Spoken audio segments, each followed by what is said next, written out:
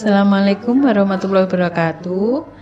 Kenalin, ini anak kami, Elfatan Albiansa Ikram, yang pertama setelah kami menunggu 6 tahun lamanya.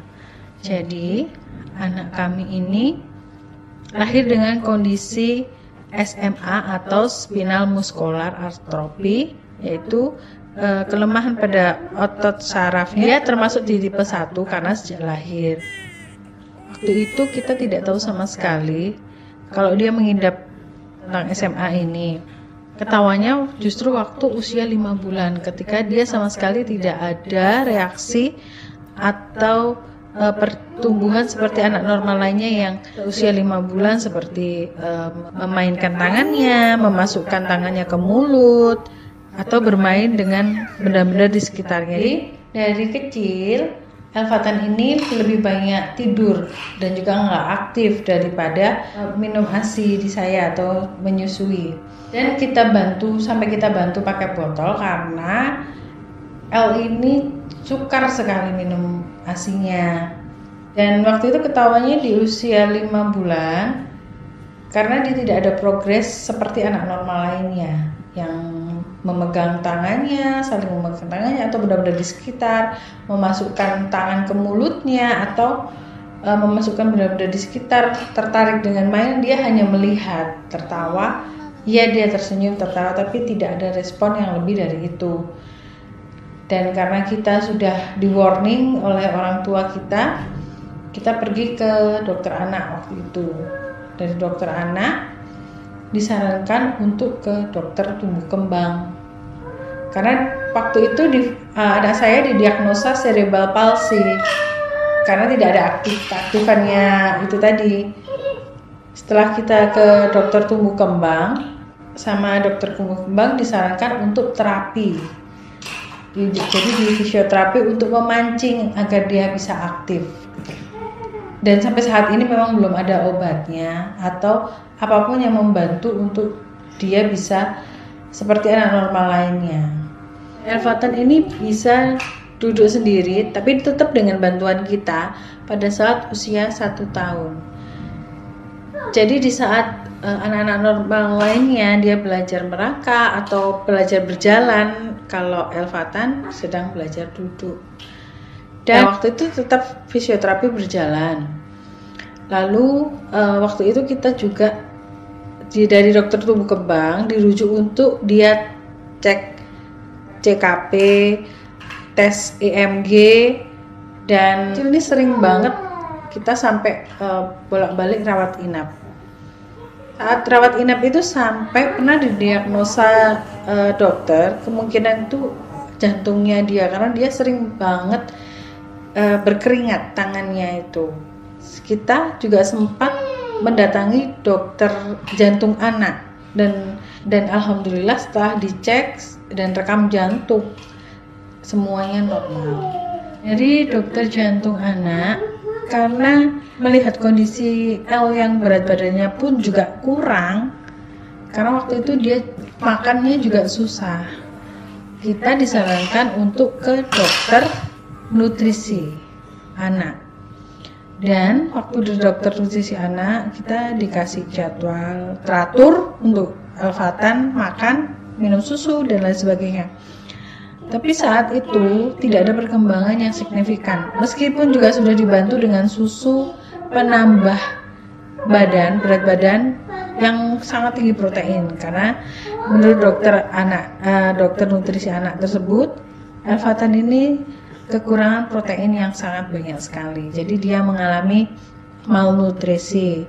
Akhirnya dari situ dokter nutrisi anak juga mempunyai opsi lain, karena tidak semua terlihat hanya dengan 1 kali saja. Akhirnya kita dirujuk untuk ke dokter syaraf anak dengan membawa hasil tes CKP dan tes EMG. Kita menemui dokter syaraf anak. Di situ terlihat kalau hasil tes EMG itu tidak ada pergerakan untuk ototnya dan syaraf-syarafnya tidak ada pergerakan. Dan hasil tes CKP-nya, tes CKP ini diambil dari darahnya Elfatan. itu hasilnya 20 kali di bawah anak normal seusianya. Saat itu dia usia 1 tahun. Jadi, dan di situ kita baru tahu ternyata kalau Elfatan ini mengidap spinal muskular atrofi. Nah, dari keterangan dokter syaraf anak itu, kita baru tahu juga kalau memang dia akan mengalami kesusahan menelan. Jadi dalam makan pun susah. Karena saat itu saya mencoba untuk memberikan yang naik tekstur sesuai usia, tapi ternyata Elfatan ini tidak bisa. Jadi sampai saat ini pun dia masih makan bubur halus.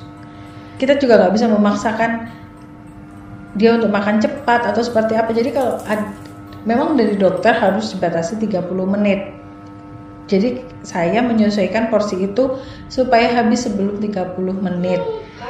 Dan sekarang L susunya ada 2, satunya untuk menambah berat badan dan satunya susu yang biasa.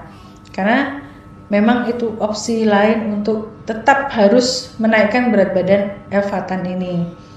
Dari segi bicaranya dia atau apa, orang pasti tidak mengira kalau dia seperti itu. Pasti yang pertama kali bertemu mengira dia adalah anak yang normal, kan dia bisa memainkan mainannya, dia bisa, kalau untuk bicaranya sudah lancar memang dari dulu, makanya nggak ada yang percaya kalau misalnya anak saya seperti itu.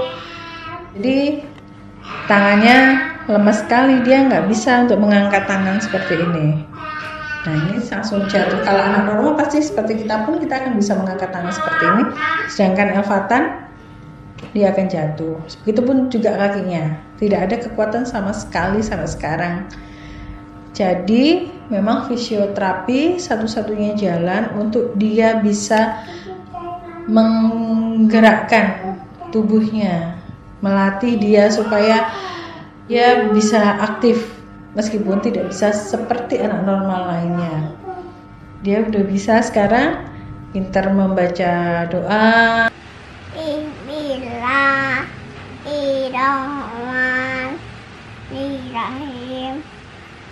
Allahumma barik lana bima razaqtana wa qina adzabannar. Amin ya Allah. Bisa menebak-nebak hewan, nebak warna, bahasa Inggris ataupun bahasa Indonesia. Alhamdulillahnya secara intelijennya dia sama seperti anak normal seusianya. Hanya kelemahannya itu tadi, nggak bisa, tangannya nggak bisa menahan berat badannya sendiri pun tidak bisa. Kalaupun seperti ini dia kan didudukkan. Kalau tidak ada sandaran di belakangnya, dia akan jatuh ke belakang lama-lama. Mungkin ada kelebihan, pasti ada juga kekurangan. Jadi Elfatan ini mulai usia 5-6 bulan sampai sekarang dia tidak bisa tengkurap dengan sendirinya. Kalaupun ditengkurupkan, itu dia tidak bisa mendongakkan kepalanya seperti anak normal lainnya. Dia juga tidak bisa berguling. Kalau di waktu tidur, dia pasti minta untuk dibolak-balik gitu. Jadi ketika dia capek menghadap sebelah kiri, dia akan bilang untuk diminta menghadap ke arah sebaliknya. Kalau dilihat secara fisik, kaki Elfatan itu posisi telapak kakinya itu membuka ke atas. Jadi kalau orang normal gitu kan masuk ke dalam seperti itu, tapi dia menghadap ke atas. Dan kalau misalnya kita tidurkan gitu, badannya itu tidak bisa sejajar. Kalau kita tekan kakinya, dia pasti akan mengalami kesakitan. Tangannya lemas. Dia bisa membuka jarinya ini baru-baru mau usia 2 tahun. Jadi sebelum itu dia sama sekali tidak bisa membuka jari dengan normal. Maksudnya tuh kayak menggenggam mainan atau apa, dia tidak bisa. Jadi lebih banyak menutup tangannya daripada membuka seperti orang normal lainnya. Selama ini kita juga sudah berusaha, yang pasti kita juga berikhtiar dan berusaha. Selain fisioterapi di rehab medik, kita juga pernah menyuntikkan, dia diberi suntikan untuk menurunkan nilai CKP, tetapi tidak ada hasilnya. Sampai saat ini tidak ada terlihat hasilnya, dan satu kali suntik itu juga tidak murah. Waktu itu sekitar 5 juta untuk satu kali suntik, dan kita sudah sampai 6 kali, tapi kita lihat kok tidak ada perkembangan. Akhirnya kita menghentikan suntikan itu. Lalu yang rutin di fisioterapi, di rehab medik itu tidak hanya fisioterapi, tapi dia juga ada terapi wicara dan untuk OT, untuk konsentrasi. Tapi sebenarnya terapi wicaranya bukan untuk dia bisa lancar berbicara, bukan, tapi untuk merangsang saraf-saraf yang ada di sekitar mulutnya. Jadi biar bisa lebih memudahkan dia dalam mengunyah, menelan.